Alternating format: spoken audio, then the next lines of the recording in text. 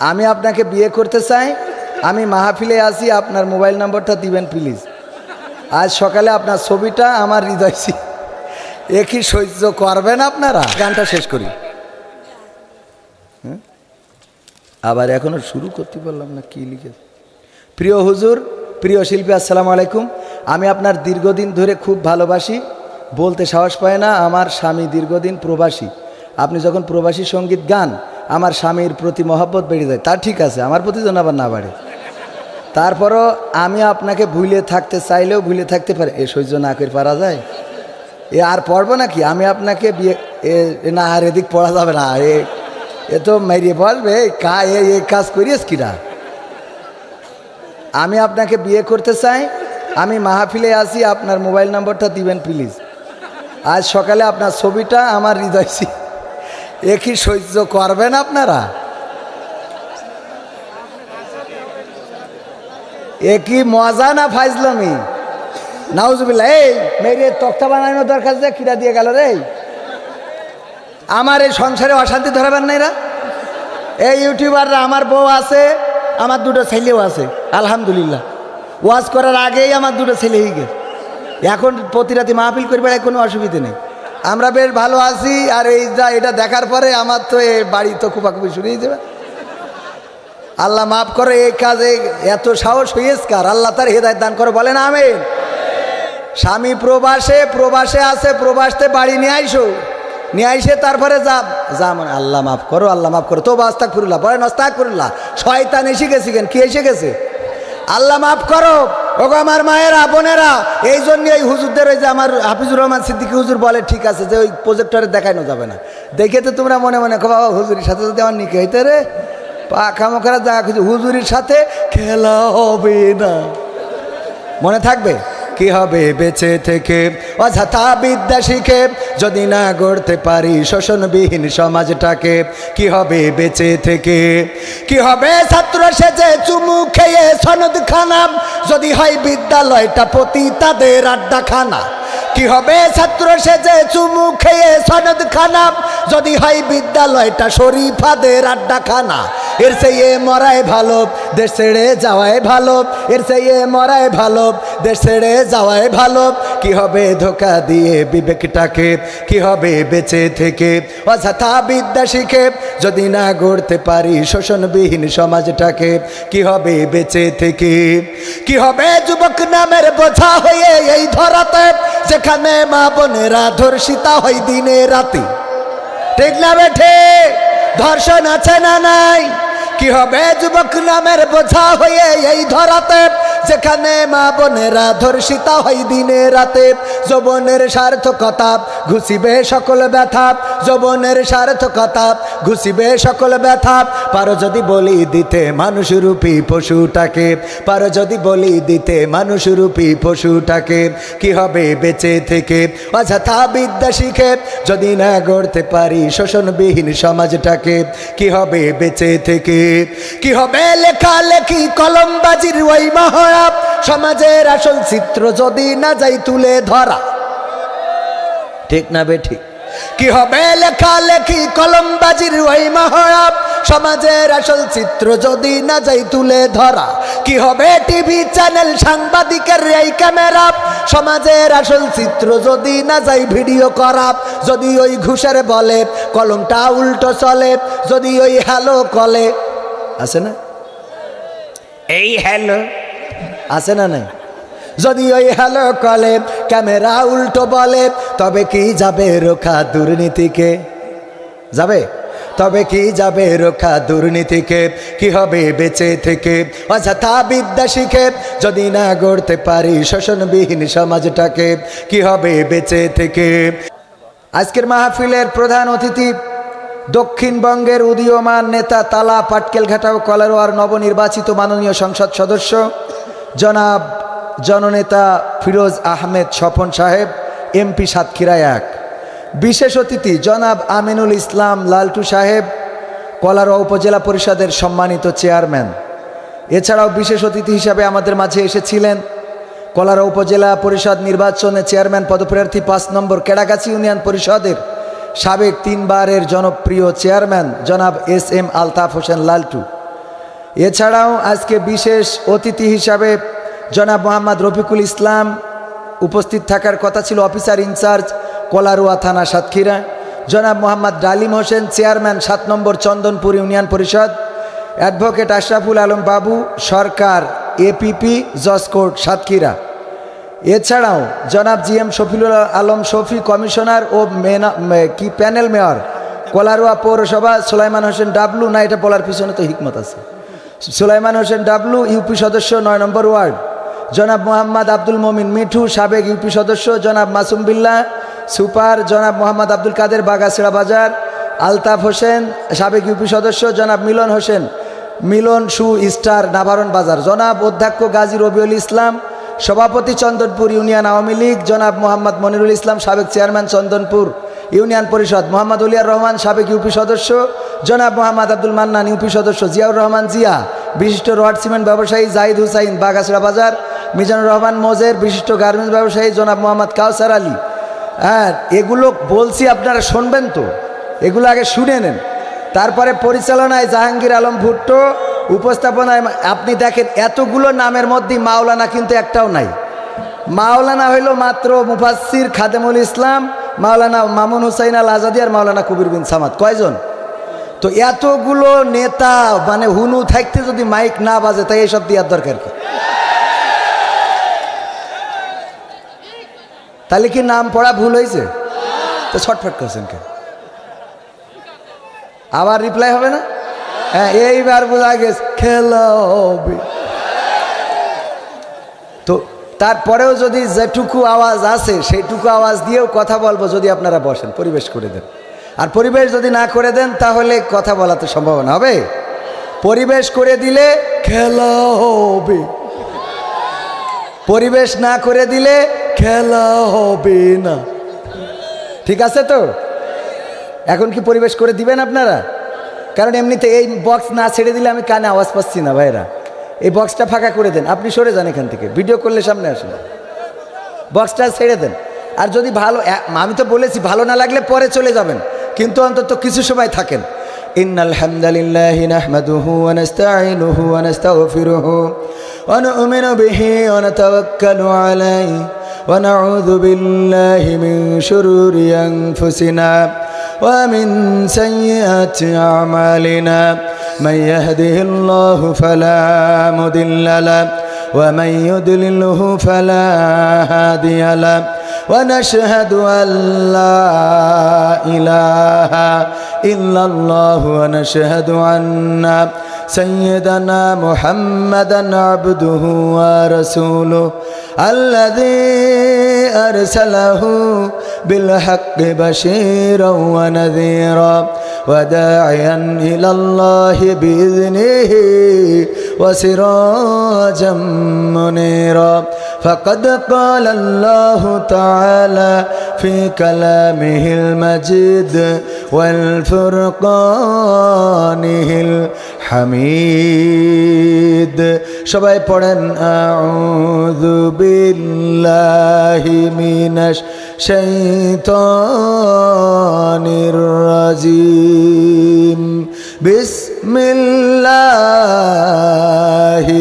রাহমানির রহিম ইন্নাল্লাহা ওয়া মালাইকাতাহু ইউসাল্লুনা আলান নাবি ইয়া আইয়ুহাল্লাযীনা আমানু সাল্লু আলাইহি ওয়া সাল্লিমু তাসলিমা আল্লাহুম্মা সাল্লি আলা সাইয়্যিদিনা মাওলানা মুহাম্মদ ওয়া আলা আলি সাইয়্যিদিনা দাও সাড়া দাও ওগো রসূল আজকে কাঁদে যাহারা পরপারির কান্ডারে তুমি মোদের জানের পিয়ারা আল্লাহুম্মা সাল্লি আলা সাইয়্যিদিনা মাওলানা মুহাম্মদ ওয়া আলা আলি সাইয়্যিদিনা। আমার যখন ফুরাবে দিন আসবে গহীন রাতি, আমার যখন ফুরাবে দিন আসবে গহীন রাতি, থেকো আল্লাহ জীবনে, থেকো আল্লাহ জীবনে হয়ে চির সাথী, আসবে গহীন রাতি। আমার যখন ফুরাবে দিন আসবে গহীন রাতি, জীবন নদীর দুকুল জুড়ে আসলে অমানিসা, থাকবে না আর দু চোখে হায় একটু আলোর দিশা, জীবন নদীর দুকুল জুড়ে আসলে অমানিসা, থাকবে না আর দু চোখে হায় একটু আলোর দিশা। সেদিন আমার, সেদিন আমার, সেদিন আমার অন্ধ চোখে তুমি থেকো বাতি, আসবে গহীন রাতি। আমার যখন ফুরাবে দিন আসবে গহীন রাতি, আমার আবার বলে যেদিন কাউকে পাবো না,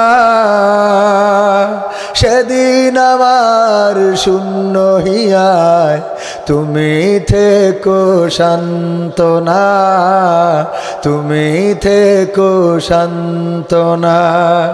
আখির আলো নিভে যেদিন মনে আলো দিয়ে, আসবে না কেউ অন্ধ চোখে একটু আলো নিয়ে, আখির আলো নিভে যেদিন হৃদয়ে আলো দিয়ে, আসবে না কেউ অন্ধ চোখে একটু আলো নিয়ে। সেদিন আমার, সেদিন আমার, সেদিন আমার অন্ধ গরি তুমি আলোর জ্যোতি, আসবে গহীন রাতি। আমার যখন ফুরাবে দিন আসবে গহীন রাতি, থেকো আল্লাহ জীবনে, থেকো আল্লাহ জীবনে হয়ে চির সাথী, আসবে গহীন রাতি। আমার যখন ফুরাবে দিন আসবে গহীন রাতি। রাতে হোক দিনে হোক মৃত্যু হবে না, হবে না? এখানে আমরা চিরদিন কেউ বেঁচে থাকবো? আল্লাহ না করুন আজকের এই মাহফিলটা আমার জীবনের শেষ মাহফিল হয়ে যেতে পারে না, পারে না? আমার জীবনের যেমন শেষ মাহফিল হয়ে যেতে পারে, তেমনি আপনারা যারা এসেছেন তাদের জীবনের শেষ মাহফিল অনেকের হইতে পারে না, পারে না? আমরা নিশ্চয়তা দিতে পারি যে আগামীকালকের সকালে আমরা ঘুম থেকে আবার জেগে উঠতে পারবো, এই নিশ্চয়তা আছে?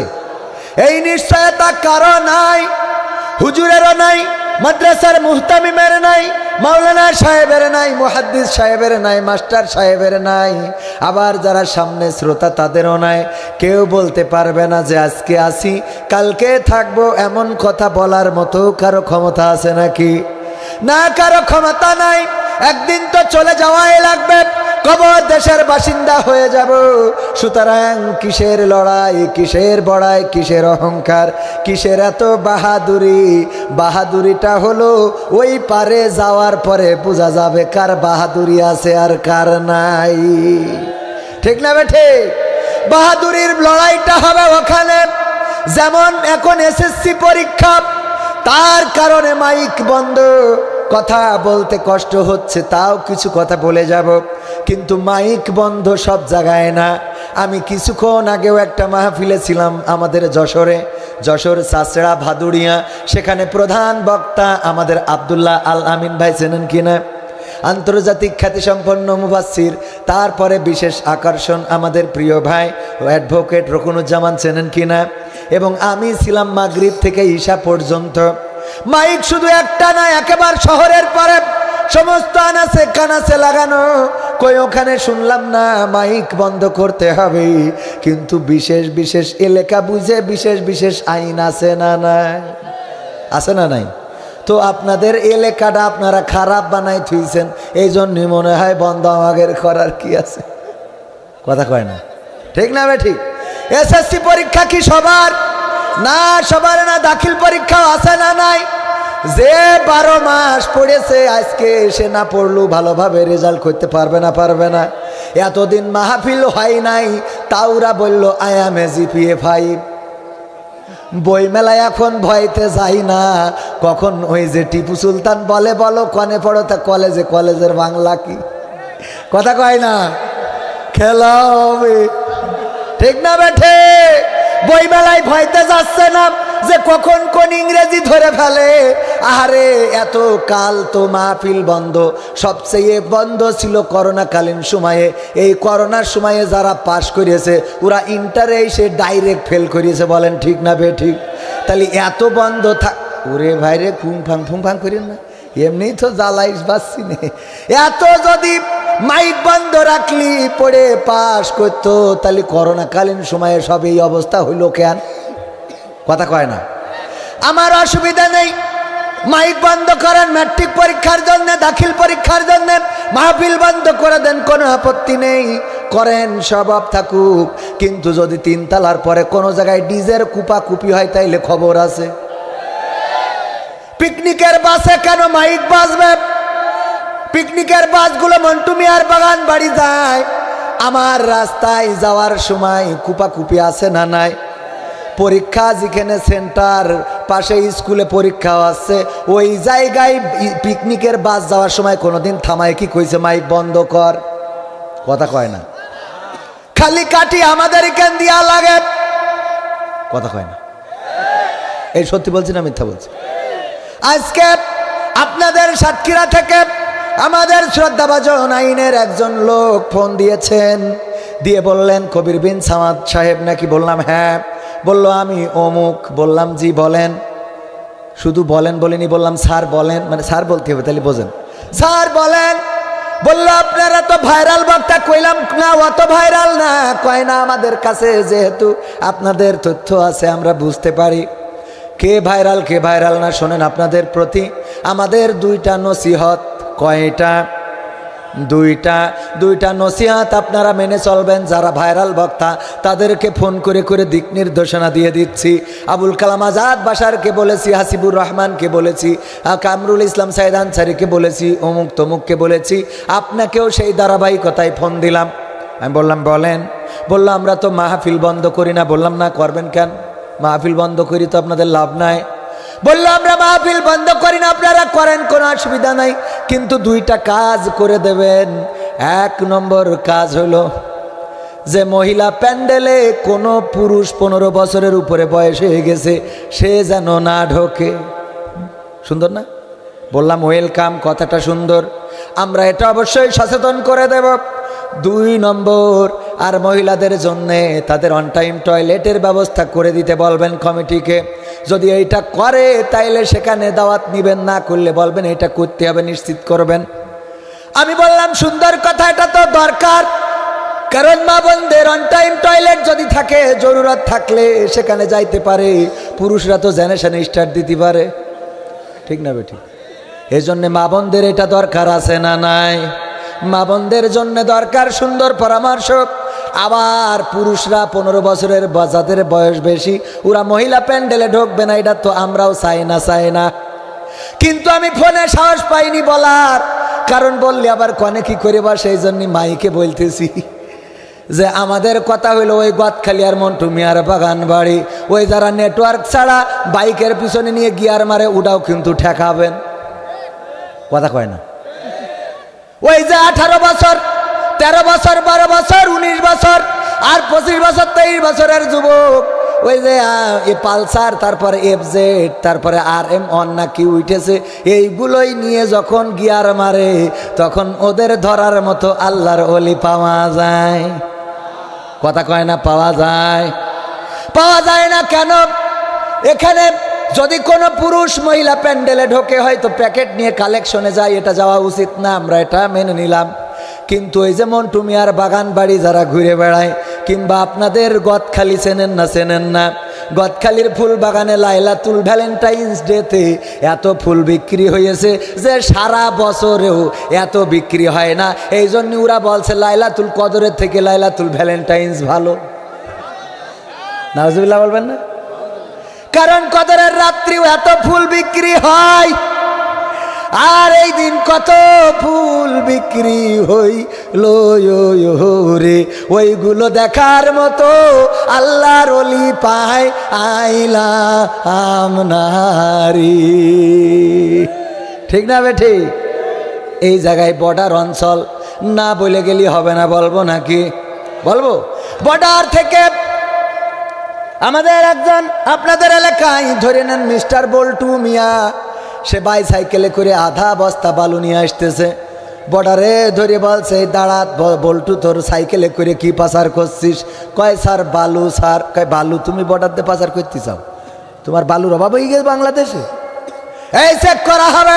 স্যার চেক করেন স্যার। বস্তা খুলে দিলাম, মুখ খুলে দিলাম, চেক করে দেখে না সত্যিই বালু। বললো যা ছেড়ে দিলাম। আবার দ্বিতীয় দিন যখন সাইকেলে করে আধা বস্তা বালু, কয় সাইকেলে করে।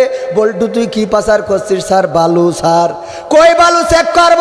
চেক করা হলো, চেক করে দেখে না সত্যি বালু। কয় যা ছেড়ে দিলাম। তৃতীয় দিন আবার যখন বল্টু সাইকেলে করে নিয়ে আসছে আধা বস্তা বালু, কয় কি বল্টু? স্যার বালু। স্যার কয়দিন বলবো? কয় এই বালু তো সাধারণ কোনো বালু হয়তো না, এই বালু চেক করা হবে, ঢাকায় পাঠাবো। যদি ওখানে না হয় তাহলে আমেরিকায় পাঠাবো, বিজ্ঞানাগার থেকে গবেষণা করে নিয়ে আসবো। নিয়ে এসে দেখবো এই বালুর মধ্যে কোনো নাশকতা আছে কিনা। বালু চেক করা হলো, চেক করে দেখলো না কিছুই নেই। হঠাৎ রাস্তায় বল্টুর সাথে দেখা স্যারের। স্যার ডেকে বলছে বল্টু এই দেখায়, তুই প্রতিদিন সাইকেলে করে আধা বস্তা বালু পাচার করিস, কোন দুঃখী? বাংলাদেশে কি বালুর অভাব হয়ে গেছে? আমরা তো চেক করে দেখলাম ওটা বালু ছাড়া কিছু না। এই বালু কেন বর্ডার দিয়ে সাইকেলে করে পাচার করিস? বল্টু বলছে স্যার কি সত্য কথা বলবো নাকি মিথ্যা বলবো? কয় না তোর আল্লাহর কসম করি বলি সত্যটা বল, একটু শুনতে চাই, কেন তুই ভারত থেকে বালু পাচার করিস সাইকেলে করে? বলছে স্যার আমি আসলে সাইকেলে করে বালু পাচার করি নে, আমি মূলত ওই সাইকেলটা পাচার করি। কি পাচার করে? সাইকেল পাচার করে আর বালু নিয়ে মাথা ঘামায়। আমার দেশে লেখাপড়া না করে ফ্রি ফায়ার পাবজি মারতেছে, ঘরের মধ্যে দরজা দিয়ে সেটিং করতেছে, তারপরে লাইলাতুল ভ্যালেন্টাইন্স ডেতে ব্যাটিং করে দিচ্ছে। 10 মাস পরে ডাস্টবিনে বাচ্চা পাওয়া যাচ্ছে, ওইগুলো বন্ধ করার সময় পায় না, আর মাইক বন্ধ করে থুয়ে দেয়। বলেন সুবহানাল্লাহ। ও নাউজুবিল্লাহ, বুঝতে পারিনি। তোমাকে জাগতে হবে, তোমাকে থাকতে হবে, এ সমাজ ভাঙতে হবে, নতুন সমাজ আনতে হবে। ঠিক না বেঠে? তোমাকে জাগতে হবে, তোমাকে থাকতে হবে, এ সমাজ ভাঙতে হবে, নতুন সমাজ আনতে হবে। তোমাকে জাগতে হবে। কত দুঃখী রাত্রি কাটায় অনাহারে পথের পারে, এখনো আসেনি সুখ বাংলার প্রতি ঘরে ঘরে। ঠিক না বেঠিক? কত দুঃখী রাত্রি কাটায় অনাহারে পথের পারে, এখনো আসে নিশুক বাংলার প্রতি ঘরে ঘরে। নীরবে নিভৃতে আজ কাঁদছে কত মানবতা, নীরবে নিভৃতে আজ কাঁদছে কত মানবতা। মেনে নেওয়া যায় না আজি তোমার এত নীরবতা। তোমাকে জাগতে হবে, তোমাকে থাকতে হবে, এ সমাজ ভাঙতে হবে, নতুন সমাজ আনতে হবে। কত বন্ধুর সীতা হয় লাঞ্ছিতা হয় পথে ঘাটে, নিরাপদে যাই না চলা পথে কিবা বাজার হাটে। ঠিক না বেটি? একটু আওয়াজ দিবেন না? মাইক যা করতেছে তাতে বেশি সময় চার্জ থাকবে না, 15-20 মিনিট। ওনার দোষটা আবার মাইকের খারাপ বলছি না, কিন্তু সাউন্ড ভালো, কিন্তু সাউন্ড তো আপনার ছাড় দিতেছেন না, তো করবে কি? ও তো ফিরিয়ে বেকায় দেয়। আমি মাইক খারাপ বলছি না কিন্তু। হ্যাঁ হ্যাঁ, এখন ছাড়া দেবে না, খেলা হবে না। কত বন্ধুর সীতা হয় লাঞ্ছিতা হয় মাঠে মাঠে ঘাটে, নিরাপদে যাই না চলা পথে কিবা বাজার হাটে। রক্ষ কাজী ভক্ষক হয়ে চলছে কত সাধু বেশি, রক্ষ কাজী ভক্ষক হয়ে চলছে কত সাধু বেশে। তাই তো আসে না সুখ আমার সোনার বাংলাদেশে। তোমাকে জাগতে হবে, তোমাকে থাকতে হবে, এ সমাজ ভাঙতে হবে, নতুন সমাজ আনতে হবে। হলুদ মিডিয়ার প্রকোপে কত মানুষ মরছে ঢুকে, সত্য নিউজগুলো টাকার তলে চাপা থাকে। হলুদ মিডিয়ার প্রকোপে কত মানুষ মরছে ঢুকে, সত্য খবরগুলো হ্যালো কলে চাপা থাকে। ক্যামেরার ভিতর দিয়ে সোজা জিনিস উল্টো দেখে, কলমের ভিতর দিয়ে সোজা কথা উল্টে লেখে। আপামর জনসাধারণ খাই যে ধোকা বাকে বাকে। তোমাকে জাগতে হবে, তোমাকে থাকতে হবে, এ সমাজ ভাঙতে হবে, নতুন সমাজ আনতে হবে। কত আলেম আজকে দেখি যাই কেনা যাই টাকা দিয়ে, কেউ বা ব্যবসা করে আল্লাহ তাআলার কালাম নিয়ে। কত আলেম আজকে দেখি যাই কেনা যাই টাকা দিয়ে, কেউ বা ব্যবসা করে আল্লাহ তাআলার কালাম নিয়ে। তাই তো হকের কথা যায় না শোনা ওদের মুখে, তাই তো হকের কথা যায় না শোনা তাদের মুখে। উপরে কোরআন প্রেমী বিরোধিতা পিছন দিকে। তোমাকে জাগতে হবে, তোমাকে থাকতে হবে, এ সমাজ ভাঙতে হবে, নতুন সমাজ আনতে হবে। নাস্তিকেরা দিচ্ছে গালি আল্লাহ ও তার রাসূল নিয়ে, আমরা দায় সেরেছি মুখে মুখে ফতোয়া দিয়ে। নাস্তিকেরা দিচ্ছে গালি আল্লাহ ও তার রাসূল নিয়ে, আমরা দায় সেরেছি মুখে মুখে ফতোয়া দিয়ে। তারা নাকি কথা বলে বাক স্বাধীনতার বলে, ওরা নাকি কথা বলে বাক স্বাধীনতার বলে। হক কথা বলতে গেলে মাঝে মাঝে থাকবো জেলে। তোমাকে জাগতে হবে, তোমাকে থাকতে হবে, এ সমাজ ভাঙতে হবে, নতুন সমাজ আনতে হবে। ইন্ডিয়ান চ্যানেলের জ্বালাই অশান্তি আজ ঘরে ঘরে, ইসলামী চ্যানেলগুলো বাছাই করে বন্ধ করে। ঠিক না বেঠে? এই বাংলাদেশে কত চ্যানেল চলে, কত টেলিভিশন বিদেশ থেকে আমদানি করা। আমার দাদারা মাঝে মাঝে পেঁয়াজ রসুন বন্ধ করে দেয়, আলু বন্ধ করে দেয়, মাঝে মাঝে বর্ডার বন্ধ করে দেয়, পারমিট দিয়া ভিসা দিয়া বন্ধ করে দেয়। কিন্তু দাদারা এত আল্লাহওয়ালা যে কোনোদিন স্টার জলসাজি সিনেমা বন্ধ করল না। দরদ আছে না নাই? মহব্বত আছে, জানে যদি বন্ধ করা হয় তাইলে এই কলারুয়ার মা বোনেরা ওরা কেউ ফিট খেয়ে যাবে, কেউ বা শোকে মিলাদ দিয়া শুরু করে দেবে রে। ঠিক না বে ঠিক? নাকি এখানে সিরিয়াল কেউ দেখে না? কথা কয় না? আছে না নাই? ওরে বাবা, সিরিয়ালের থেকে আর এক ভয়ঙ্কর এখন আমাদের হাতের অ্যান্ড্রয়েড ফোনগুলো। এই ফোনগুলো যারা হাতে আছে রে, অনেকেই কন্ট্রোল করে চলে আলহামদুলিল্লাহ। আর যারা কন্ট্রোল করে না তাদের অবস্থা খারাপ না ভালো? কথা কয় না? তবে আমাদের এক হুজুর সেদিন দেখি বলতেছে, এই টাচ ফোন যার হাতে আছে সে ন্যাংটা ছবি দেখে না। এই কথা বললি আমি বিশ্বাস করি না। এখন হুজুরের হাতেও তো রয়েছে, এ বেকায়দা না? এই জন্য ডাইরেক্ট বলা কি ঠিক? যে ন্যাংটা না হলো আধা ন্যাংটা সামনে এমনি চলেই আসে। ও দেখতে চালু আসে না চালু সেই পড়ে। ঠিক না বে ঠিক? দেখতে চালিও আসে, না দেখতে চালিও আসে। আপনি চাইলেও এরকম হয় না, হয় না বলেন? ওই না হলে চলতেই তো পারবেন না। আরে রাস্তাতে বেরো কলার ওয়াই যাইয়ে দেখেন, ওরে বাবা আছে না নাই? আমার যুবকেরা, তরুণেরা, কিশোরেরা, বৃদ্ধরা, কিছুক্ষণ আগে আমাদের লালটু ভাই জনাব এস.এম. আলতাফ হোসেন লালটু সাহেব উনি গুরুত্বপূর্ণ কথা বলে দিলেন, কিন্তু ওই কথার মধ্যে একটা ভালো কথা বলেছে, ভাল লেগেছে, বলবো আপনাদের, আপনারা হয়তো খেয়াল করেননি। সেটা হলো আপনাদের এলাকায় মাদক চলে, আপনাদের এলাকায় নেশাদ্রব্য চলে।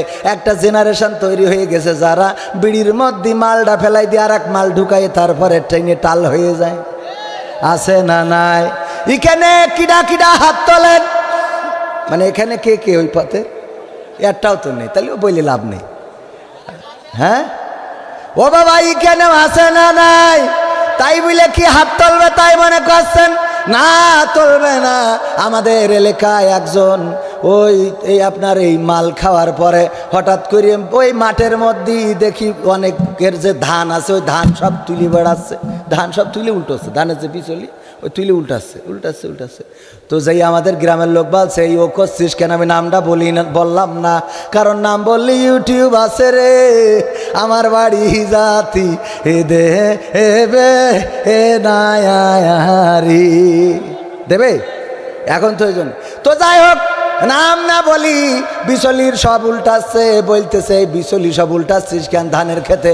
বলছে মাথা খুঁজে পাচ্ছি না, তাই এর তলে খুঁজ দিছি। মানে এটা খাওয়ার পরে মাথা খুঁজে পাচ্ছে না, তাই ওই খুঁজে বেড়াচ্ছে মাথা। চিন্তা মানে সহ্য না করি পারা যায়? ও আমার ভাইরা, এই জন্য আমাদের লালটু ভাই সুন্দর একটা কথা বলেছেন। আসলে এই কথার তাৎপর্য আছে। বললেন একটা জেনারেশন তৈরি হয়ে যাচ্ছে যারা এইগুলোর সাথে জড়িত, এই কাজগুলো করছে। ভালোভাবে যদি বলে না হয় তাইলে কিন্তু কাঠি খোলার ব্যবস্থা করা হবে রে। বলেছে না বলে নাই? মানে ডাইরেক্ট কাঠি খোলার কথা কইনি, কইছে আমি এর ব্যাপারে অ্যাকশান কিন্তু নেব। ঠিক না বে ঠিক? অ্যাকশান ইংরেজি শব্দ, আর বাংলা হলো কাঠি খোলা। আবার এ কাঠি সে কাঠি না। আজকে দেখলাম আমার তরিকুল ভাই আছে ইসলামিক সিটি টিভির প্রোপাইটার, উনি আমার কাছে কিছুক্ষণ আগে একটা ভিডিও পাঠাইছে, আমি দেখে তো অবাক। এক মেয়ে ফোন করে ডেকে নিয়ে এক ছেলে সরল মনে গেছে অন্য কেটে দিয়েছে। আপনাদের চোখের সামনে পড়ে না? এটা ইসলামিক সিটি টিভি, আমার বিশ্বাস ও কিন্তু কালকে এটা আমার মনে হয় এটা সহ দিয়ে দেবে আমার ধারণা। তো উনি বলতেছে মানে পাঠাইছে, ভাই এই যে দেখেন কি অবস্থা, যে যার কেটে নিয়েছে মেশিন, ওর ভাই বলতেছে, ওর ভাইয়ের কাছে জিজ্ঞেস করছে সাংবাদিক কে জন্য কাটলো, তা বলছে তা জানি না, একটা মেয়ে ফোন করে ডেকে নিয়েছে, এই নিতে বেকায়দা, তাহলে কোনো বেকায়দা হয়েছে এর জন্য কি আছে না নাই? এখন যুবকেরা সাবধান, পাকামো করার ক্ষেত্রে বলে লাইফ শেষ হয়ে যাবে। এই জন্যে আগের তে বলছি আমাদের কাজ হলো সাবধান করা। তুমি যদি সাবধান না হও, বিয়ের আগে মেশিন হারালি বাচ্চা কাচ্চা হবে না, উত্তর শরীর রাখতে পারবে না। সুতরাং প্রেম করো বুঝে শুনে। হ্যাঁ এটা কিছু যুবক আবার নামাজে বলছে হুজুর তাহলে এ ভিডিও আর করবো না, এই ক্যামেরা নামাই ফেলাই দিয়েছে। দেখো আরে বাবা, তোমারই তো সচেতন করতেছি, কারণ তোমার ভালো থাকার দরকার আছে না নাই?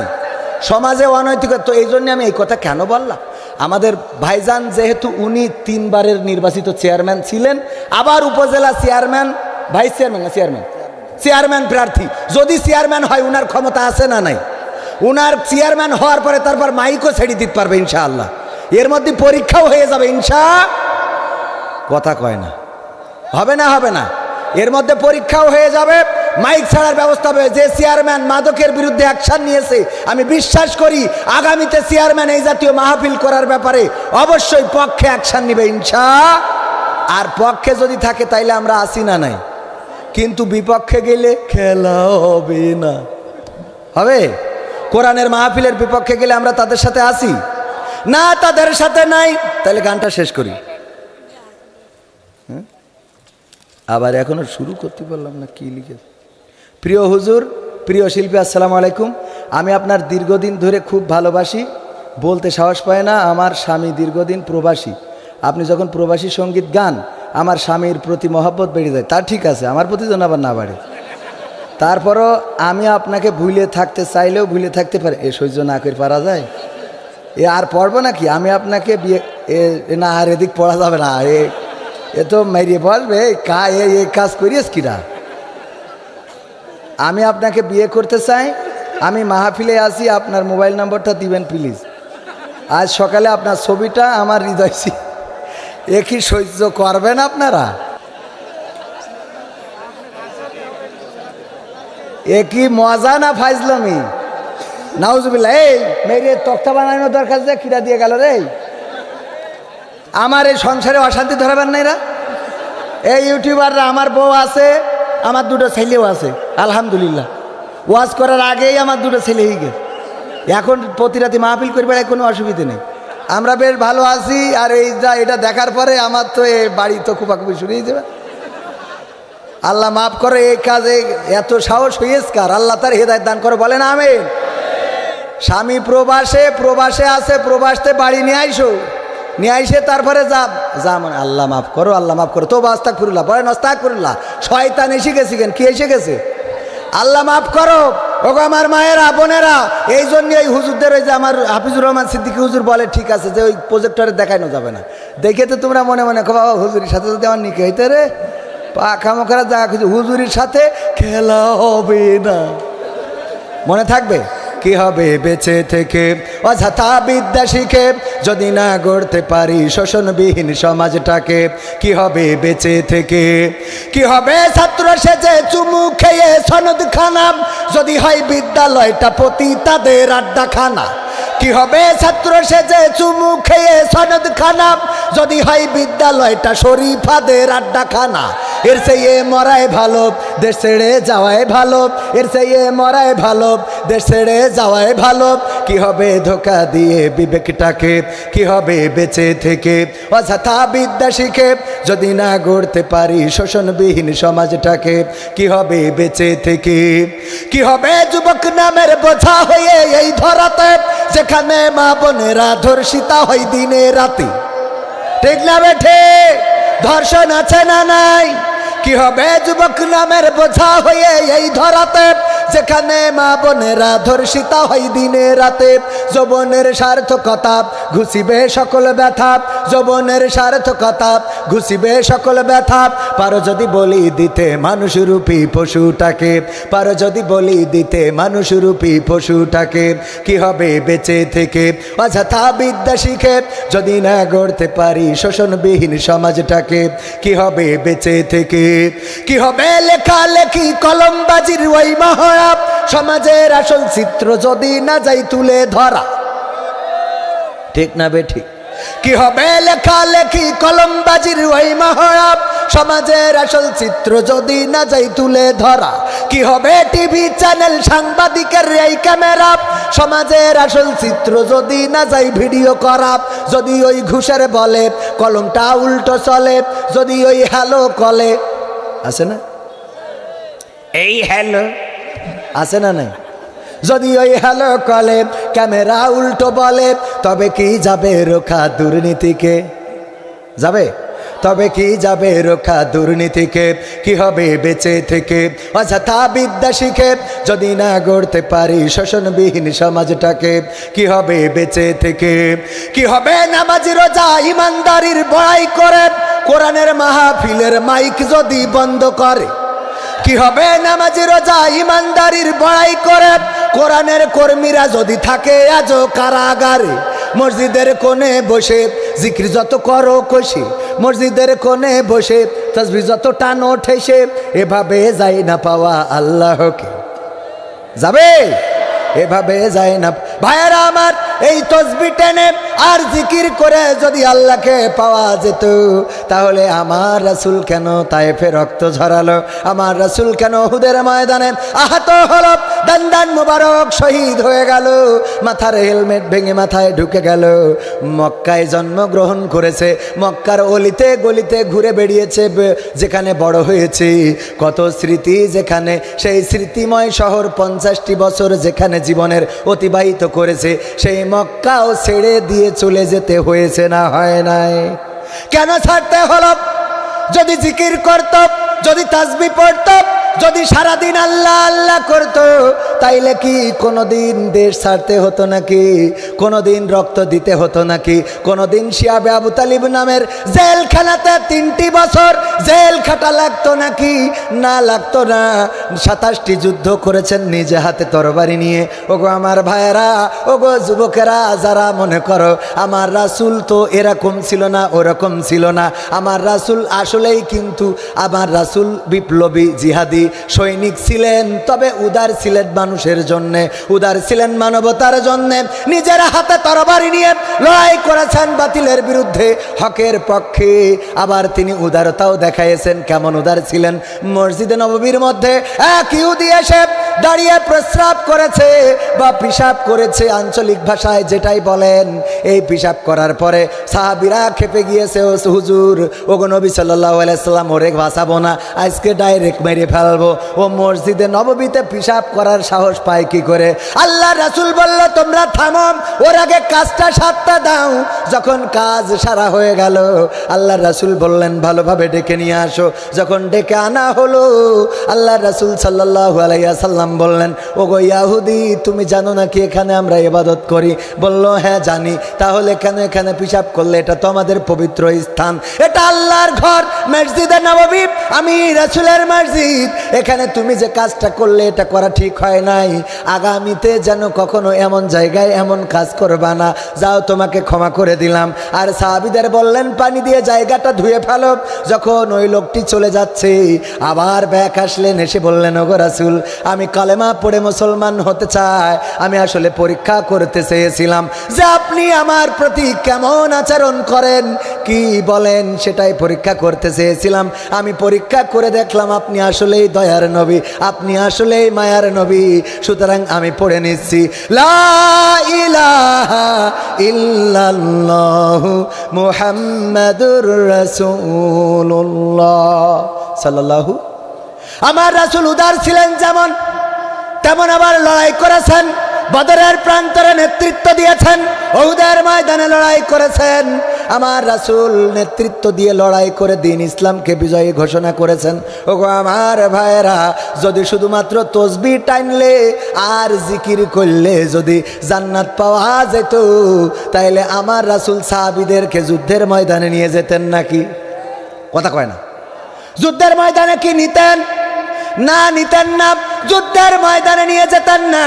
আল্লাহর রাসূল যুদ্ধের ময়দানে সাহাবীদের নেওয়ার জন্য আল্লাহর পক্ষ থেকে ঘোষণা করে দিলেন, ওগো সাহাবীরা শুনে নাও, যারা যুদ্ধে যাবে, শহীদ হবে, তাদের মৃত্যুটা হলো একটা সেতুর মতো, একটা ব্রিজের মতো।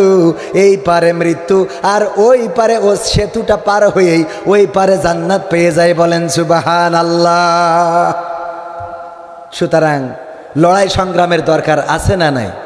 কি হবে নামাজ রোজা ইমানদারির বড়াই করে আজকের মাহফিলের মাইক যদি বন্ধ করে, মসজিদের কোণে বসে জিকির যত করো কষে, মসজিদের কোণে বসে তাসবিহ যত টানো ঠেসে, এভাবে যাই না পাওয়া আল্লাহকে। যাবে নাকি? এভাবে যায় না পাওয়া আল্লাহকে। কি হবে বেঁচে থেকে অযথা বিদ্যা শিখে, যদি না গড়তে পারি শোষণবিহীন সমাজটাকে? কি হবে বেঁচে থেকে? কি হবে আলেম হয়ে ইমাম সেজে মসজিদেতে, পারো যদি সত্য কথা উচ্চ স্বরে না বলিতে? এমন আলেম আছে না নাই? ও সত্য কথা উচ্চ স্বরে বলে না। এমন আলেম যেমন আছে, তেমন কিছু মসজিদও আছে, আর মসজিদের কমিটিও আছে, যেখানে সত্য কথা উচ্চ স্বরে বলা চলে না। আছে না নাই? হক কথাগুলো বললে আগামী সপ্তাহে হুজুর ইমামতি শেষ, আপনি অন্য জায়গায় দেখেন আপনি মুসাল্লিদের খেপাই ফেলেছেন। আসলে কি মুসাল্লিদের খেপাইছে নাকি কিছু আবু জাহেল মার্কাদের খেপাইছে? কথা কয় না। কিছু আবু জাহেল, আবু লাহাব, উতবা, সাহেবা, মুগিরা, ওদের দুলা ভাই, ভাইরা ভাই, খালাতো ভাই, মামাতো ভাই, নানাতো ভাই, ওরা এখনো আছে না নাই? আল্লাহ রাসূলের সাহাবীদের উত্তর সুরীরা যেমন আছে, তেমন ওই কাফেরদের উত্তর সুরীরাও আছে। ওই সময় রাসূলের সাহাবীদের যেমন ওরা অনিষ্ট করেছে, কষ্ট দিয়েছে, এখনকার সময়ও আলেম ওলামারা যারা দিনের খাদেম, তাদেরকেও মাঝে মাঝে ওদের উত্তর সুরীরা কষ্ট দেয়। দেয় না দেয় না। কি হবে আলেম হয়ে ইমাম সেজে মসজিদেতে, পারো যদি সত্য কথা উচ্চ স্বরে না বলিতে। চাকরির ভয় করো যদি ছেড়ে দাও ইমামতি, চাকরির ভয় করো যদি ছেড়ে দাও ইমামতি। কি হবে ধোকা দিয়ে আল্লাহকে, কি হবে বেঁচে থেকে অযথা বিদ্যা শিখে যদি না গড়তে পারি শোষণবিহীন সমাজটাকে। কি হবে বেঁচে থেকে, কি হবে নেতা হয়ে জনবলে ঘাড় ফুলিয়ে, কলারুয়া গরম দেখে যদি থাকো ঘরে শুয়ে। আছে না নাই? কি হবে নেতা হয়ে জনবলে ঘাট ফুলিয়ে, কলারুয়া গরম দেখে যদি থাকো ঘরে শুয়ে। এর চেয়ে সেজে গুজে ভিলেনের সঠিক পদে, এর চেয়ে সেজে গুজে ভিলেনের সঠিক পদে। দিয়ে দাও বিনয়ে জীবনটাকে, দিয়ে দাও বিনয়ে জীবনটাকে। কি হবে বেঁচে থেকে অযথা বিদ্যা শিখে যদি না গড়তে পারি শোষণবিহীন সমাজটাকে। কি হবে বেঁচে থেকে, কি হবে আকাশ ছোঁয়া বিলাসবহুল বাড়ি গাড়ি, না খেয়ে কত মানুষ পরপারে দিচ্ছে পাড়ি। কি হবে আকাশ ছোঁয়া বিলাসবহুল বাড়ি গাড়ি, না খেয়ে কত মানুষ পরপারে দিচ্ছে পাড়ি। আজরাইল আসবে যবে মাটিতেই পড়ে রবে, আজরাইল আসবে যবে মাটিতেই পড়ে রবে। কোনো কাজে লাগবে না ওই প্রাসাদটাকে। লাগবে? আপনাদের কষ্ট হয়ে যাচ্ছে? কষ্ট হচ্ছে? এখানে অনেক যুবক দাঁড়ানো, হাজার শত শত, কিন্তু কিছু মুরব্বী আল্লাহওয়ালা দু একজন উঠছে। কেন? কি সমস্যা? কি ডায়াবেটিসের সমস্যা, মেশিনের সমস্যা? যেটা উঠবে দেখবেন ওইটার মেশিন থাকা না থাকা সমান কথা, পাকামুকু থাকার। এমনি দেরি করে তারপরে বলেছি 12টার মধ্যে শেষ করবো, তো 12টা বাজুক শেষ। ও 12টা 5 বেজে গে, এই জন্য উঠে যাচ্ছে যে হুজুর কইলে 12টার মধ্যে। হুজুরের কথাই ঠিক থাকে?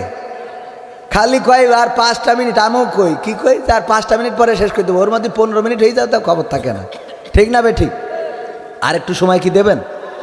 এই যে যুবকেরা দাঁড়ানো, যুবকদের জন্য আমার একটা ওয়াজ একটু করার দরকার। আর যুবকদের জন্যও গান আছে না নাই? তুমি যার লাগিয়া, তুমি যার লাগিয়া এমবি ভরো, তার তো বাটন ফোন। এই বাড়িরা এনার্জি পেয়েছ গো। বলছে হুজুর কথা সত্য, কারণ এত ট্রাই করলাম, এত চেষ্টা করলাম, কাজ হয় না। ভাইয়েরা আমার, এই গানটা শোনাবো, কিন্তু তার আগে বলতে চায় আল্লাহর নবীর একজন সাহাবী ছিলেন, সাহাবীর নাম আব্দুল্লাহ জুলবাজাদাইন। এই সাহাবী যখন ইন্তেকাল করলেন, ইন্তেকাল করার পরে যখন তার দাফন কাফন করা হলো, যখন কবরে নামানো হলো, এই কবরে নামানো দেখে আর একজন সাহাবী, বিখ্যাত সাহাবী আব্দুল্লাহ ইবনে মাসউদ রাদিয়াল্লাহু তাআলা আনহু বললেন, আহারে আজকে যদি এই মৃত্যুটা আব্দুল্লাহ জুলবাজাদাইনের না হয়ে যদি আমার হয়ে যেত, তাইলে আমার জীবনটা ধন্য হয়ে যেত। ওগো আমার যুবকেরা, এমন কোন সাহাবী ছিলেন যার মৃত্যু দেখে অন্য সাহাবীরা আফসোস করেছেন যে এমন মৃত্যু যদি আমার হইতো তাইলে আমার জীবনটা ধন্য হয়ে যেত? সেই সাহাবীর ঘটনাটা একটু তোমাদের জন্য বলবো। কারণ আমার যুবকেরা আজকে ভুল পথে চলছে, অন্যায় পথে চলছে, অপকর্মের পথে চলছে, জেনার পথে চলছে, ব্যভিচারের পথে চলছে, লাইলাতুল ভ্যালেন্টাইন্স ডের পথে চলছে। আর ভালোর পথে ডাকে ডাকে পাওয়া যায়। যে কয়টা দাড়ি রেখেছে তাও এখনকার দাড়ি স্টাইলের জন্য রাখে, দাড়িগুলো সুন্নাত মনে করে রাখা, এরকম যুবক এখন খুবই কম পাওয়া যায়। আর যদি সুন্নাত মনে করে রাখো, সোয়াব আছে না নাই? দাড়িতে সোয়াব আছে। আবার দাড়ির একটা গান আছে, শোনাবো? দাড়িতে সুন্নাত, টুপিতে সুন্নাত, পোশাকেও সুন্নাত আছে, পাথরের আঘাত খাওয়া সেটা যে সুন্নাত, কেন মনে হয় না তোমার কাছে, কেন মনে হয় না তোমার কাছে? নবীর প্রেমে তুমি দাওয়াতে তাবলীগ ধারণ করেছ বুকে, সেই তুমি আজ কেন জুলুমের প্রতিবাদে আওয়াজ তোলো না মুখে? ঠিক না বে ঠিক? এই যুবকরা বলতে হবে ঠিক না বে ঠিক? নবীর প্রেমে তুমি দাওয়াতে তাবলীগ ধারণ করেছ বুকে, সেই তুমি আজ কেন জুলুমের প্রতিবাদে আওয়াজ তোলো না মুখে? মেসওয়াক করো তুমি রোজ প্রতিদিন, সেখানেও সুন্নাত আছে। পাথরের আঘাত খাওয়া, মাঝে মাঝে জেলে যাওয়া, সেটা যে সুন্নাত কেন মনে হয় না তোমার কাছে? কেন মনে হয় না তোমার কাছে? মিলাদুন নবীতে বড় সোচ্চার তুমি, নাকি দেখানো লোক? সেই তুমি জানলে না আমার রাসূল ছিলেন সফল রাষ্ট্রনায়ক। মিলাদুন নবীতে বড় সোচ্চার তুমি, নাকি দেখানো লোক? সেই তুমি জানলে না আমার রাসূল ছিলেন সফল রাষ্ট্রনায়ক। ওহুদের ময়দানে দাঁত ভাঙা ঘটনা তোমার কিতাবে কি আছে? পাথরের আঘাত খাওয়া, মাঝে মাঝে রিমান্ডে যাওয়া, সেটা যে সুন্নাত কেন মনে হয় না তোমার কাছে? কেন মনে হয় না তোমার কাছে? ওগো আমার ভাইরা, ওগো আমার যুবকেরা, তোমাদের দেখলে কলিজাটা জুড়িয়ে যায়। যুবকেরা, তোমাদের ইবাদত বন্দেগী আল্লাহর কাছে অত্যন্ত পছন্দের, বলেন সুবহানাল্লাহ। আল্লাহর নবী বলেছেন, যদি কেউ যৌবনকালে ইবাদত করে, যৌবনকালে যদি কেউ 1 ওয়াক্ত নামাজ আদায় করে, বৃদ্ধকালে 70 ওয়াক্ত নামাজ আদায় করার সমপরিমাণ সওয়াব। যৌবনকালের গুরুত্ব দেওয়ার দরকার আছে না নাই? এখন বিদেশ থেকে টাকা পাঠায়, যখন দেখলো যে মানুষ ব্যাংকে টাকা পাঠাচ্ছে না, হুন্ডির মাধ্যমে পাঠাচ্ছে, রেট ভালো পাওয়া যায়, তখন প্রধানমন্ত্রী বলল যে এখন থেকে তোমরা ব্যাংকে যদি টাকা পাঠাও তাহলে 2% কি যেন অনুদান নাকি এটার পুরনোদনা, 2% কি প্রণোদনা 2% পাওয়া যাবে। এরপরেও যখন 2% দেওয়ার পরে দেখলো যে না, অনেক প্রবাসী টাকা পাঠাচ্ছে, যাক ভালোই পাঠাচ্ছে, প্রবাসীরা টাকা পাঠাচ্ছে, রেমিট্যান্স পাঠানোর কারণে বাংলাদেশের অর্থনীতি শক্তিশালী হচ্ছে। এই জন্যে নির্দিষ্ট কিছু সরকারি ব্যাংকে আবার আইন করে দিয়েছে, এখন থেকে 2% না 2.5%, 2.5% দেওয়া হবে। এই প্রণোদনাকে যখন দেওয়া শুরু করলো, এখন বিদেশ থেকে ব্যাংকে টাকা পাঠায় না, ব্যাংকে টাকা পাঠায়, কারণ চিন্তা করে আমি 1 লাখ টাকা পাঠাইলে 2000 2500 বেশি। ওরে আল্লাহ, আমার বউ খুশি রে, খুশি হয় না? হয় না? এই প্রণোদনা যখন সরকার দিচ্ছে, নেওয়ার দরকার আছে না নাই? বাঙালি এত লোভী, যদি শোনে ওই যে কি যেন মোটরসাইকেল দিত 20,000 30,000 টাকায়, কি ওইটা? আরে না, রেফেল ডোরা না, ইভালি নাকি ইভালি যখন দিলে মোটরসাইকেল একটা পালসার, কয় টাকায় কিনেছিস? তাই ইভালিতে অর্ডার করেছিলাম, মাত্র 40,000 টাকায়। কিরে, 2,40,000 টাকা, যার দাম 40,000-এ পাইছিস। ও গরু বেচে সব ইভালিতে দেশে না দেয় নাই, কারণ অফার তো নিতে হবে। এত অল্প দামে যখন গাড়ি পাওয়া যায় তখন তাড়াতাড়ি অর্ডার, আর এর মধ্যে অমনি তেশমারা সারা হয়ে গেল, আর কোনো খেলা হলো না। ঠিক না বে ঠিক? ওগো আমার যুবকেরা, ইবালি যদি 40,000 টাকায় মোটর সাইকেল 2 লাখ টাকার গাড়ি দিয়ে দেয়, আর তুমি যদি তাই নেওয়ার জন্য ভিটে বিক্রি করে দাও, জমি বিক্রি করে দাও, গরু বিক্রি করে দাও, তাইলে আমার আল্লাহ তোমারে এই যৌবনকালে অফার দিলে, যৌবনকালে যদি ইবাদত করো, তাইলে আমি আল্লাহ বৃদ্ধকালে 70 ওয়াক্ত নামাজ পড়লে যত সওয়াব হবে তার থেকে 70 গুণ, তার থেকে বেশি সওয়াব যৌবনকালে ইবাদত করলে তোমাদের দিয়ে দেব। শুধু তাই নাই, আল্লাহর নবী বলেছেন, ওগো আমার সাহাবীরা শুনে নাও, যদি কেউ যৌবন বৃদ্ধকালে একটা গুনাহ করে, তাইলে যৌবনকালে 70টা গুনাহ করার সমপরিমাণ গুনাহ ওইটা। কথা কি বোঝা গেছে? কারণ বৃদ্ধকালে তো গুনাহ করার বয়সই থাকে না, ওই সময় ওর গুনাহ করতে দিল কি হতো, এখন কাশতে কাশতে মসজিদে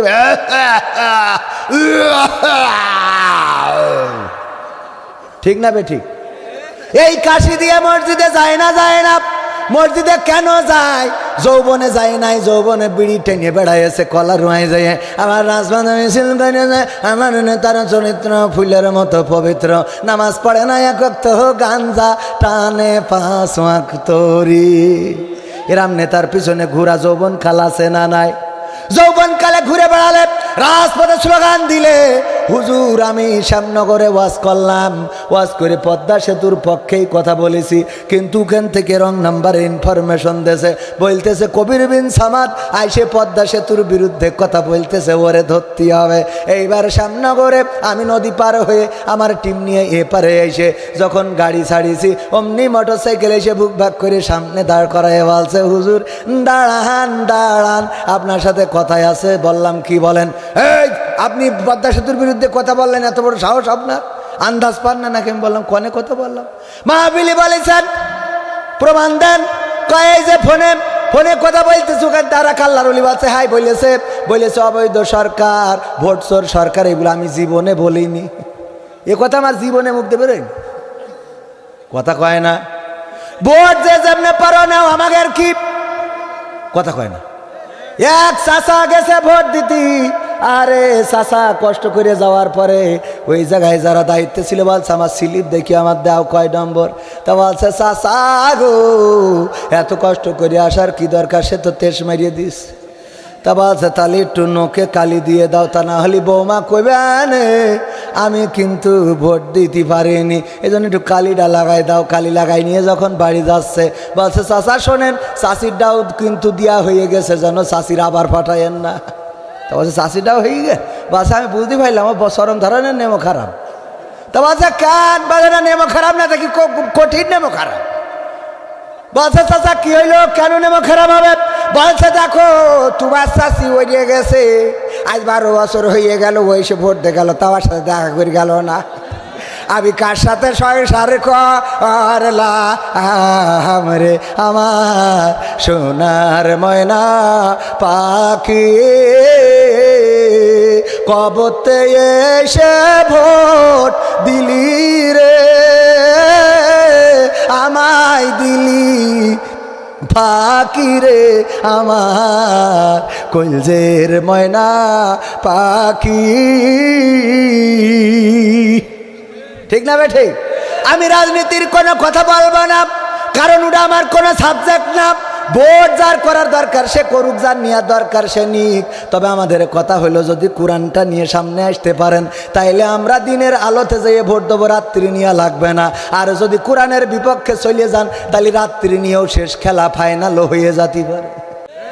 কোরআনের বিপক্ষে যারা, তাদের পক্ষে কি আমরা থাকবো না? কোনো আওয়ামী লীগের লোক থাকতে পারে না, কোনো বিএনপির মুসলমান থাকতে পারে না, কোনো ছাত্রলীগের মুসলমান থাকতে পারে না, কোনো যুবলীগের মুসলমান থাকতে পারে না? থাকবে না।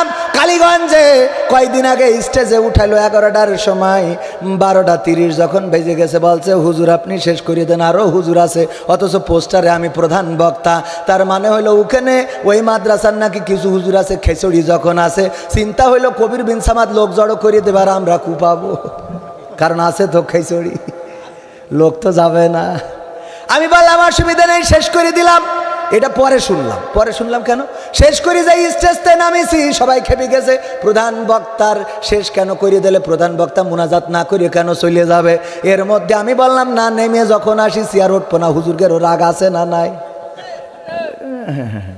তারপরে ভাইরা আমার এরপরে একজন আওয়ামী লীগের চেয়ারম্যান পদপ্রার্থী ছিল, কিন্তু নৌকা আনার পরেও লোকজন ভোট দিনি। কত বড় খারাপ মানুষ ওই এলাকায়, আমি বুঝতে পারলাম।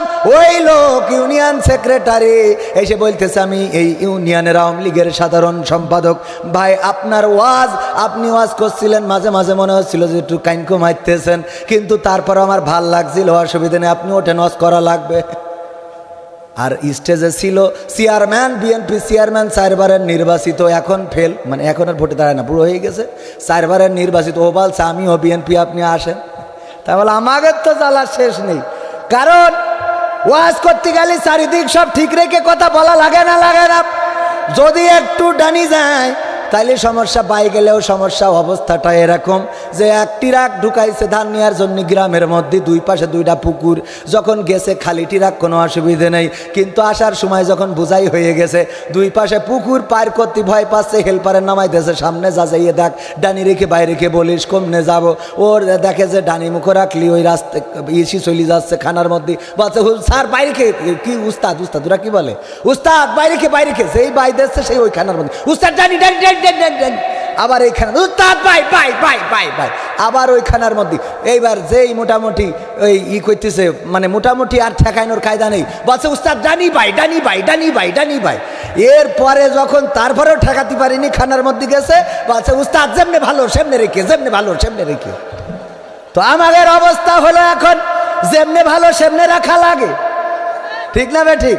ডানি বসা ওই দিন আওয়ামী লীগের সেক্রেটারি, আর বামে বসা বিএনপির সাবেক চেয়ারম্যান। আমাদের কথা বলতি যে কি অবস্থারি, ঠিক না বে ঠিক? কথা কি বলতে দেওয়া হয়? এই জন্য বলি রাজনীতি নিয়ে আমাদের কোনো মাথা ব্যথা নেই। আওয়ামী লীগ থাকেন, বিএনপি থাকেন, জামাত থাকেন, জাসদ থাকেন, বাসদ থাকেন, হেফাজত থাকেন, কোনো আপত্তি নেই, কিন্তু কোরআনের কথাগুলো বলবো, এইগুলো যদি বলতে বাধা দেন তাইলে আপনার সাথে কোনো আপোষ হবে? কোরআনের সাথে যারা করবে দ্বন্দ্ব, তাদের সাথে কবু হবে না আপোষ। জেল জুলুম হলেও হবে, জেল জুলুম হলেও হবে, বিবেকের কাছে তবু রব নির্দোষ, আমার রবের কাছে রব নির্দোষ, মহান প্রভুর কাছে রব নির্দোষ। কোরআনের সাথে যারা করবে দ্বন্দ্ব, তাদের সাথে কবু হবে না।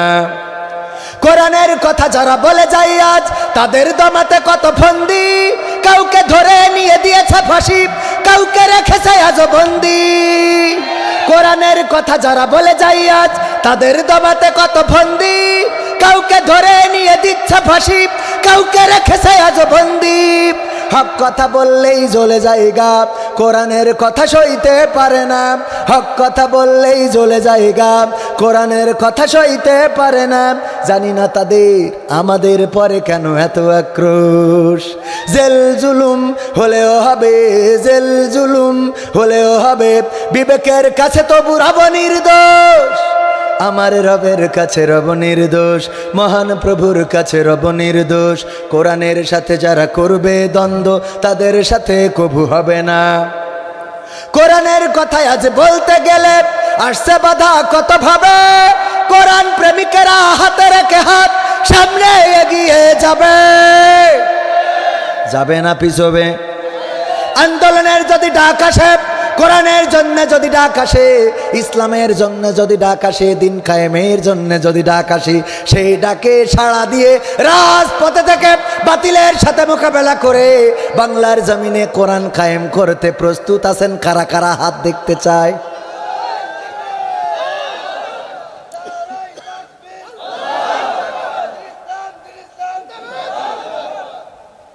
থাক আর দিয়েন না, করার আগেই তো বন্ধ হয়ে গেছে। ওরে বাবা এগুলো দেবেন কেন? আমি কুমিল্লায় গেলাম, বলছে হুজুর এসে দে স্লোগান। একজন বলছে জয় বাংলা, স্লোগান জয় বাংলা স্লোগান আছে না নাই?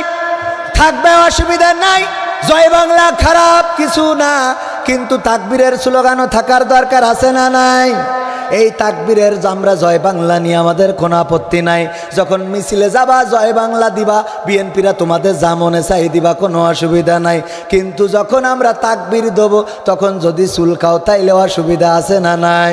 সুতরাং একটু জোরে তাকবীরের আওয়াজ দিবেন। রাজি আছেন? শয়তান কিছু পালাই যাক, রাজি আছেন? নারায়ে তাকবীর। আওয়াজ সাতক্ষীরার মতো হয় নাই। সাতক্ষীরায় যেভাবে মানুষ মনে করে বিপ্লবী জাতি, সাতক্ষীরায় বাঘের সাথে লড়াই করে এমন মনে করে না, করে না। সাতক্ষীরাও মনে মনে করে আমরা বাঘের বাচ্চা, সুন্দরবনের কাছে বাড়ি আমরা।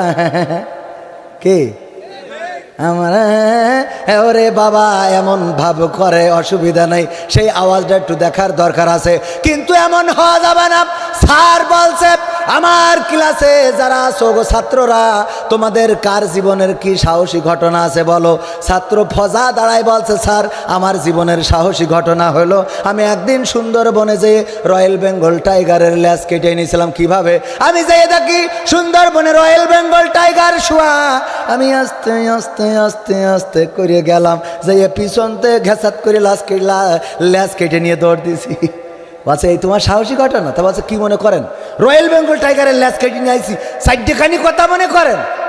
বলছে মাথা বাদ দিয়ে ল্যাজ কাটলে কেন? বলছে মাথা কিডা কেটে নিয়ে গেছে।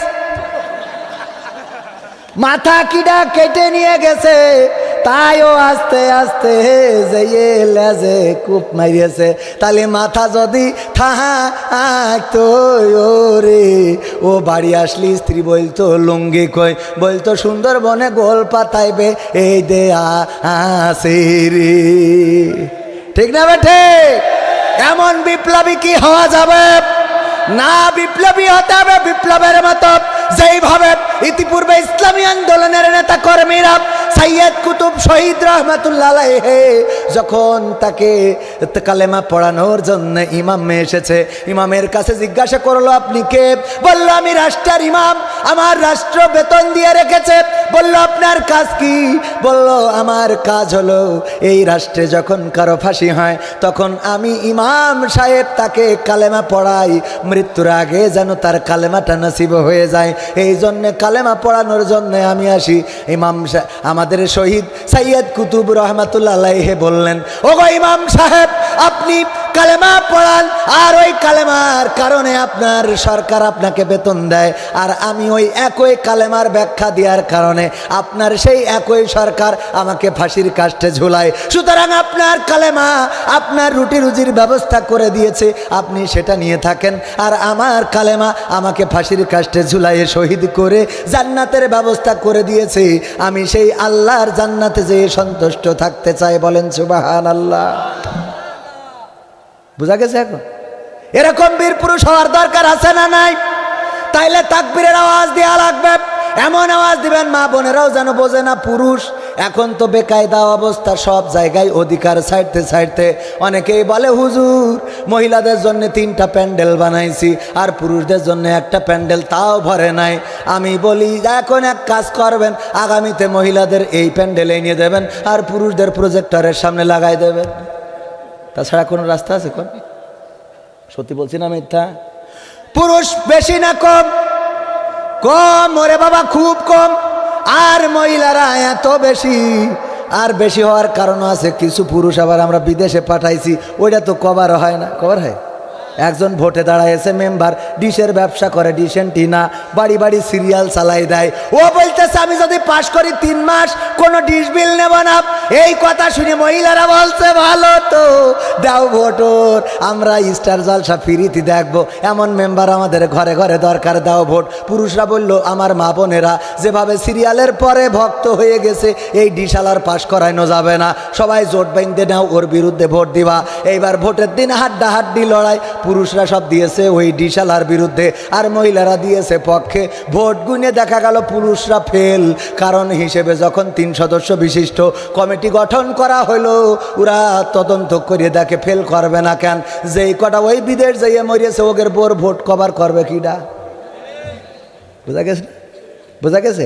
তাহলে কি আর একটু সময় কি থাকা যাবে? যুবকেরা আমার, দাঁড়ানো যুবকগুলো এখনো দাঁড়িয়ে আছে, দাঁড়িয়েই থাকো, বসা লাগবে না। তোমাদের এনার্জি আছে, তোমাদের জন্য আমার এই অষ্টা আল্লাহর নবীর সাহাবীর জীবনের ঘটনা। আব্দুল উজ্জা নামের একজন সাহাবী তখনও মুসলমান হয় নাই, সম্ভ্রান্ত পরিবারের সদস্য।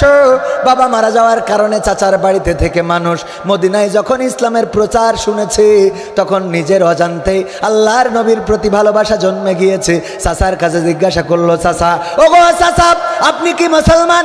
আপনি মুহাম্মদ সম্বন্ধে কেমন ধারণা রাখেন? চাচা বলল, মুহাম্মদ নিরেট ভালো মানুষ। এখনকার সময়ও আল্লামা সাইদিকে ভালো মানুষ বলার মতো মানুষ আছে না নাই? অনেক মানুষ বলে আল্লামা সাইদি ভালো রে, কিন্তু দলের জন্য মুখ খুলতে পারি, কথা কয় না, ঠিক না বে ঠিক? ও আমার ভাইরা, কোরআনের পক্ষে যারা, তাদের পক্ষে অনেকেই থাকবে, এটাই স্বাভাবিক। আব্দুল উজ্জা নামের ওই ব্যক্তি যখন চাচাকে বলল, চাচা বলল, দেখো মুহাম্মদ ভালো মানুষ, আমি বিশ্বাস করি সে আল্লাহর প্রেরিত রাসূল, আল্লাহর নবীর সাহাবী তখন হয় নাই। আব্দুল উজ্জা বললেন, চাচা তাইলে কি কালেমা পড়ে মুসলমান হওয়া যায় না? বললেন, না, এটা কখনো সম্ভব না, আমি বিশ্বাস করি সে নবী, কিন্তু বাপদাদার ধর্মকে জলাঞ্জলি দিতে পারি না। আব্দুল উজ্জা বলল, যদি তাই হয়, ওগো যুবকেরা শুনে নাও, তোমাদের কেমন যুবক হওয়া লাগবে। আব্দুল উজ্জা বলল, ওগো চাচা, যদি তাই হয় তাহলে আমি মুসলমান হয়ে যাচ্ছি, আমি আপনার সামনে ঘোষণা করে দিচ্ছি। যখন কালেমার ঘোষণা করে দিলেন, বললেন, এর ফল কি তুমি জানো নাকি? বলল, না চাচা জানি না। বলল, তোমার বাবা নাই, তোমার সম্পদ আমার কাছে, সমস্ত সম্পদ থেকে তোমার বরখাস্ত করব। বলল, চাচা আপত্তি নাই। বলল, তোমার পরনের কাপড়, তোমার পরনের লুঙ্গি, গায়ের জামা, এটাও আমার দেয়া, ওটাও খুলে দিতে হবে। বলল, চাচা আপত্তি নাই, দাও খুলে। সব খুলে দিলেন। উলঙ্গ ন্যাংটা হয়ে মায়ের কাছে ছুটে চললেন। নানার বাড়িতে মা থাকেন, মাকে যেয়ে বললেন, মা গো, আমি তোমার কাছে এসেছি। মা সন্তানের এই উলঙ্গ অবস্থা দেখে নিজের মুখটা, নিজের চোখটা ঢেকে নিলেন। আহারে বাবা, তোমার এমন অবস্থা কেন? তুমি তো সাধারণ কোন পিতার সন্তান নাও, তুমি একজন সম্ভ্রান্ত পরিবারের সন্তান, আজকে কেন উলঙ্গ হয়ে আমার সামনে এসেছো? তোমার কি হয়েছে গো বাবা? মা, আমি কালেমা পড়ে মুসলমান হওয়ার কারণে আমার চাচা আমার সমস্ত সম্পদ থেকে বরখাস্ত করার পাশাপাশি, বাজেয়াপ্ত করার পাশাপাশি, আমার গায়ের জামা, পরনের কাপড়টাও খুলে নিয়েছে। মা বললেন, ওগো আমার সন্তান, বলো তোমাকে কি সহযোগিতা করতে পারি? সন্তান বলল, মা গো, তোমার কাছে এক টুকরো কাপড়ের জন্য এসেছি, যদি একটু কাপড় দিতে, তাইলে এই কাপড়টা পরে আমি রাসূলের কাছে যেতাম, রাসূলের দরবারে যেতাম। আল্লাহর নবীর সাহাবী তখনও হয় নাই।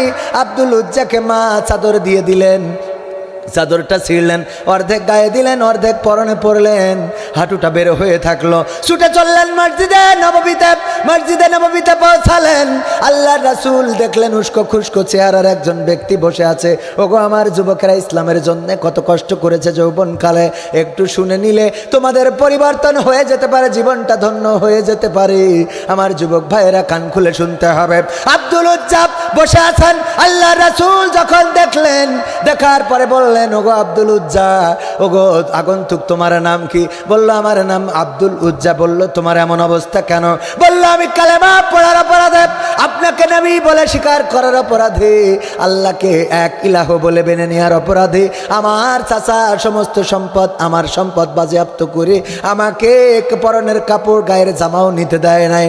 আল্লাহর নবী বললেন, ওগো আব্দুল উজ্জা, তোমার নাম আজকে থেকে আব্দুল উজ্জা না, তোমার নাম আজকে থেকে আব্দুল্লাহ। এই আব্দুল্লাহকে কালেমা পড়ালেন, মুসলমান বানালেন। তারপরে আসহাবে সুফফায় থাকতে দিলেন, ওই মাদ্রাসায় ভর্তি করে দিলেন। বললেন, এখানে থাকো এবং পড়ো, পড়ে কোরআন শেখো। কোরআন শিখে গেলেন। রাতের অন্ধকারে যখন কোরআন পড়তেন, এত জোরে তেলাওয়াত করতেন, অন্য সাহাবীরা কষ্ট পেয়ে যেত। অন্য সাহাবীরা কমপ্লেন করলো, ওগো আল্লাহর নবী, আব্দুল্লাহ ওরফে আব্দুল উজ্জা যখন কোরআন তেলাওয়াত করে, তখন আমাদের ঘুমের ডিস্টার্ব হয়, যদি একটু বলে দিতেন। আল্লাহর নবী বললেন, ওগো আমার সাহাবীরা, তোমরা আব্দুল্লাহর ব্যাপারে অভিযোগ নিয়ে এসো না, তার ব্যাপারে কোনো কমপ্লেন নিয়ে এসো না। তোমরা অনেকেই অনেকভাবে মুসলমান হয়েছো, অনেকেই অনেক কষ্ট করেছো, এটা সত্য, কিন্তু আব্দুল্লাহ এমন একজন ব্যক্তি যে সম্ভ্রান্ত পরিবারের সন্তান, বাবার অনেক সম্পত্তি ছিল, শুধু কালেমার ঘোষণা দেওয়ার কারণে তার কাছ থেকে সব কেড়ে নেওয়া হয়েছে, এমনকি পরনের লুঙ্গি, গায়ের জামাটাও নিয়ে আসতে পারে নাই।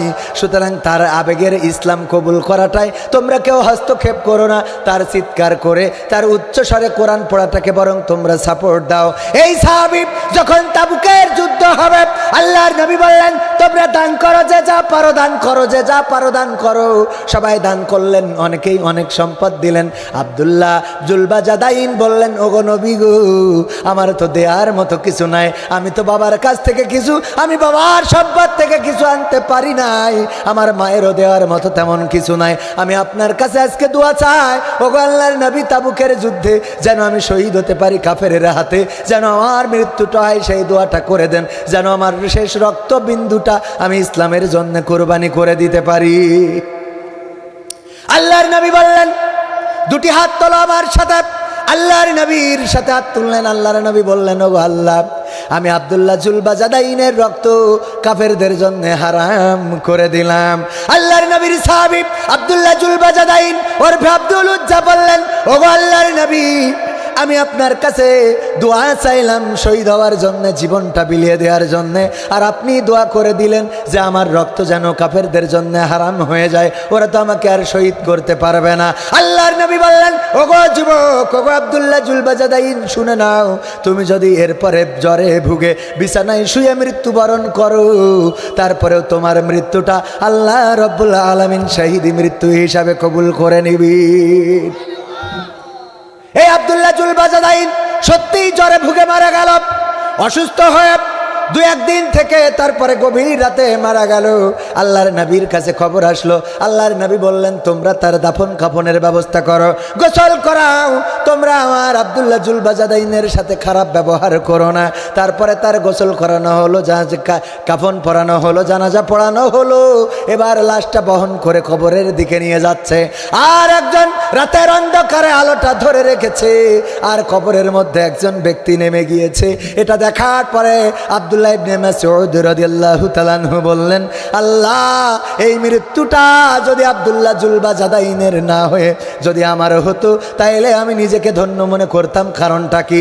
কারণটা হলো ওই লাশটা বহন করেছে স্বয়ং আবু বকর রাদিয়াল্লাহু তাআলা আনহু এবং ওমর রাদিয়াল্লাহু তাআলা আনহু, দুইজনে কাঁধে করে লাশটা নিয়ে এসেছে।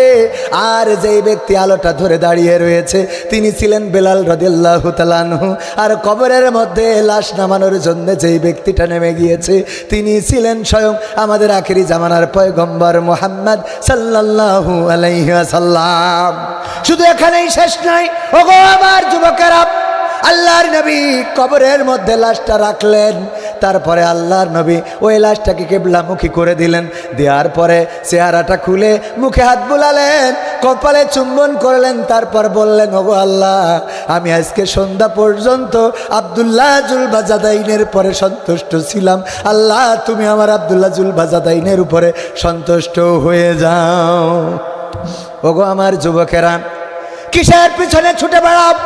কিসের মায়ায়, কিসের নেশায়, কিসের ফ্রি ফায়ার, কিসের পাবজি? পরকালের ময়দানে যদি বিপদে পড়ে যাও, ওই দিন মা তোমার পক্ষ নেবে না, ওই দিন বাবা তোমার পক্ষ নেবে না। আজকের জামানায়ও প্রেম করে বিয়ে করেছে, শুধু দৈহিক প্রশান্তি দিতে অক্ষম যদি হয়, তারপরে ওই বউ আর ওর বউ থাকে না, আর একজনের সাথে পরকীয়া লাইন আছে না নয়? কথা কয় না? করে না? করে না? বিয়ে করে রেখে গেছে, ভালোবাসা করে বিদেশে গেছে, এর মধ্যে ও আবার আর এক জায়গায় লাইন মারা শুরু করে দিয়েছে রে। আছে না নাই? তাইলে বউ আপন না? সবাই পর আমার স্ত্রী যতই ভালোবাসার হোক, কবির বিন সামাদ এই বয়সে যদি মারা যায়, আমার স্ত্রীও আমার থাকবে না। চিন্তা করবে, এত বড় লম্বা টাইম একা একা পাস করবো, তা কি হয় না? কথা কয় না? আবার আমার স্ত্রী যদি মারা যায়, আমিও একা একা কেমনে থাকবো রে? কথা কয় না? মনে করি না যে হুজুর মিলে মনে হয় বিয়ে করবেন না? হ্যাঁ, এই জন্য আপন কেউ না, সবাইকে চলে যেতে হবে, কবরের দেশের বাসিন্দা হয়ে যেতে হবে। সুতরাং সেই কবরের খোরাক জোগাড় করার দরকার আছে না নাই? সেই কবরের খোরাক যদি জোগাড় করতে হয় কোরআনের কাছে আসতে হবে, ইসলামের কাছে আসতে হবে। আল্লাহ রাব্বুল আলামিন বলেছেন, ইয়া আইয়ুহাল্লাযীনা আমানু হাল আদুল্লুকুম আলা তিজারাতিন তুনজিকুম মিন আযাবিন আলীম।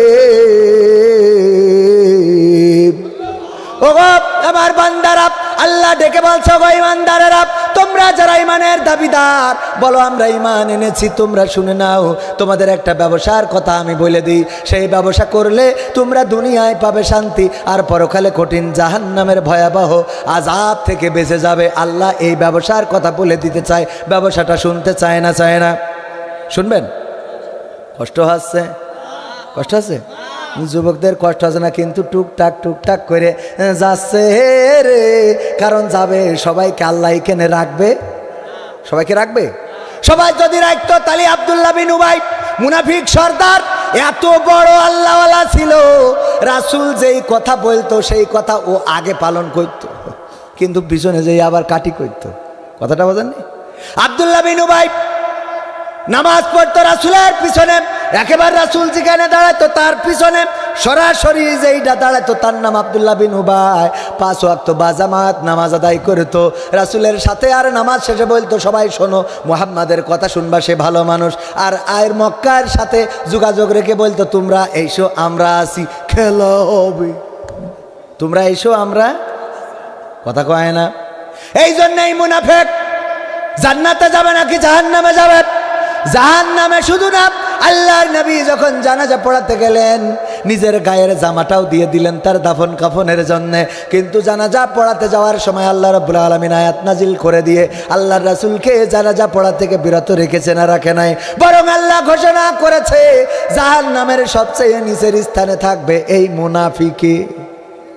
কথা কয় না? সুতরাং এই কোরআনের মাহফিলে যতই চাই না কেন অনেকের রাখতে পারবো না। আবু তালিব ছিল নবীর চাচা, আল্লাহর রাসূল চেষ্টা করেছেন আবু তালিব যেন ইসলাম কবুল করে ইসলামের মধ্যে দাখিল হয়ে যায়, কিন্তু আবু তালিব কালেমা পড়েছে নাকি? না, পড়ে নাই। মৃত্যুকালেও যখন নবী বলেছে শুধু কালেমাটা ঘোষণা দিয়ে কবরে যাও চাচা, তারপরে আমি দেখবা নেই, আমি বলবা না যে আমার মার্কার দলে ছিল, কিন্তু না, আবু জাহেল, আবু লাহাব, উতবা সাহেবা এসে বলছে, ওরে আবু তালিব রে, সারা জীবন যেই মার্কা ঘাড়ে করে নিয়ে বেড়ালি, এখন সেটা ফেলাইয়ে কি করি আবার অন্য মার্কায় উঠবি? কথা কি বোঝা গেছে? তারপরে ব্যবসাটা কি? আল্লাহ বলছেন, তুমিনুনা বিল্লাহি ওয়া রাসূলিহি ওয়া তুজাহিদুনা ফি সাবিলিল্লাহি বিআমওয়ালিকুম ওয়া আনফুসিকুম যালিকুম খায়রুল লাকুম ইন কুনতুম তা'লামুন। আমার আল্লাহ বলছেন, আর সেই ব্যবসাটা হলো আমি আল্লাহর প্রতি ঈমান আনতে হবে, আমার রাসূলের প্রতি ঈমান আনতে হবে, আর আমি তোমাদের যে জান এবং মাল দিয়েছি সেই মাল এবং জান দিয়ে আমার দ্বীনের রাস্তায় সংগ্রাম করতে হবে, জিহাদ করতে হবে। এই সংগ্রাম আর জিহাদের কথা বললে কিছু লোকের মধ্যে জ্বালা ধরে না? ধরে না? ধরে কি না? ধরে। সুতরাং এখানে যারা আছে আমি বিশ্বাস করি তারা হকের পক্ষের লোক। আগামী দিন যদি কোরআনের জন্য ডাক আসে, ইসলামের জন্য যদি ডাক আসে, দিন কায়েমের জন্য যদি ডাক আসে, আল্লাহর কোরআনকে বুকে ধারণ করে রাজপথে থেকে বাতিলের রক্ত চক্ষুকে ভয় না পেয়ে যদি নিজের বক্ষ পেতে দিতে হয়, বুক পেতে দিয়ে বুলেট বুকে ধারণ করে রক্ত ঢেলে দিয়ে সেই রক্তের সাগরে সাঁতার কেটে কেটে একটি রক্তাক্ত বিপ্লবী কালেমার পতাকা বাংলার জমিনে উড়াবো। কারা কারা রাজি দেখতে চায়? দুটি হাত।